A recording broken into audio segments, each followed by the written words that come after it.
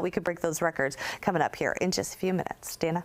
All right, Chrissy, thanks. Right now, we're turning back to our Palmetto Sports team, where we're once again joined live by Carmine Jamay and Ella Grogan, who are in New York City. Guys, I got to be honest with you. We're talking football in a baseball stadium, and I've been going through mental gymnastics trying to figure out how a football field fits in a baseball stadium. But it's kind of like that wrapping paper trick. Since Christmas was just yesterday, you turn it kind of sideways so it's on a diagonal, and it just happens.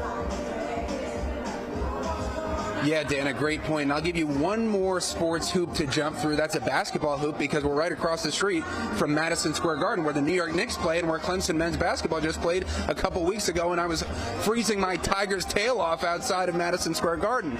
But no, the most important thing right now is Clemson football taking on Penn State, two storied teams, more than 1,800 wins combined between them. Not a season they expected. Clemson coming in with a 7-5 record, Penn State 6-6. Both could finish on winning streaks, and right now we're inside of the Rutherford, which is where the Clemson Tigers fans in the Northeast have gathered here for the Pinstripe Bowl at Yankee Stadium. And Ella, there's a reason why they call this Death Valley North, is because it's snowing outside right now. It sure is. You know, the Lions versus the Tigers, and they're bearing with the cold, if you will. God. Just dropping a couple lines here.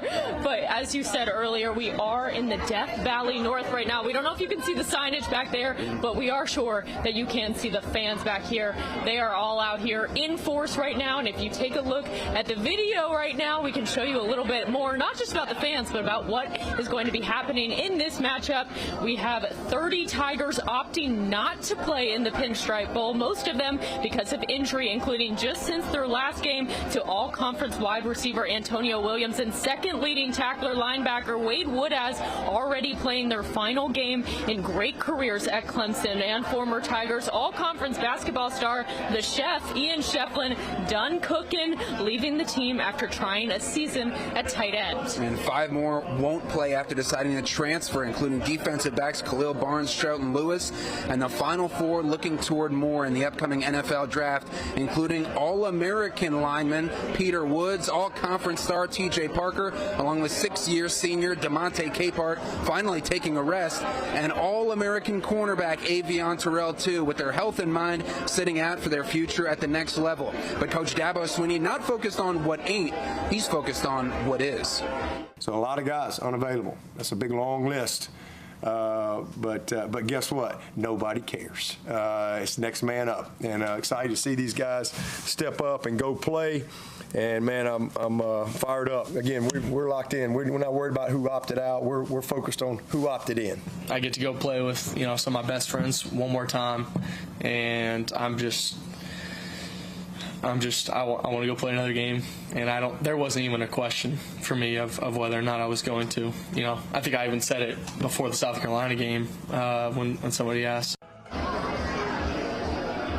Third-year senior starting quarterback Cade Klubnik opting in to improve his NFL draft stock and, of course, take one last ride with the Tigers, and he'll be doing it as a Clemson graduate. I asked him the message he hopes to leave, taking his diploma and leaving a legacy. And he said he hopes people remember not the player, but the man he was, and that he hopes people saw Jesus in him. And Carmine, we're seeing a crowd of people right now that have supported him in these past 3 years, and they are ready to support him one last time here in New York City. Yeah, and they're hoping to support a 5th consecutive win to finish out this season strong. A season that if Clemson wins, they would hit 8 wins in a season for the 15th consecutive year.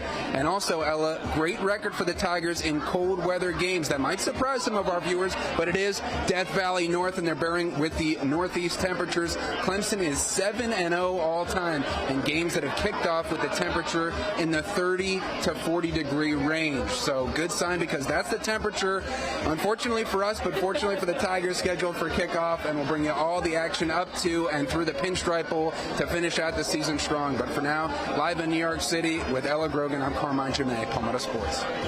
All right, Carmine, that's an interesting snow stat.